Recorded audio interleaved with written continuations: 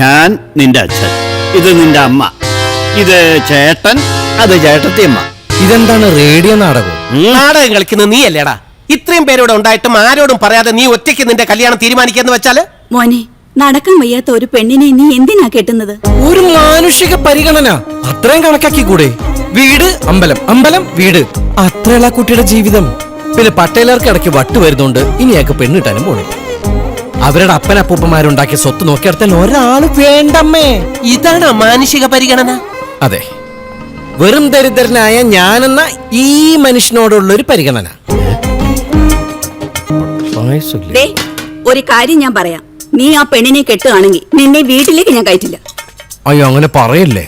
പട്ടേലരുടെ വീട്ടിൽ എല്ലാ സുഖങ്ങളും കളഞ്ഞ് ഇവിടുത്തെ ദാരിദ്ര്യം നിങ്ങളുടെയൊക്കെ കൂടെ അനുഭവിക്കാൻ എന്നെ അനുവദിക്കണം, അല്ലെങ്കിൽ എനിക്ക് ഭയങ്കര വിഷമാവുന്നേ.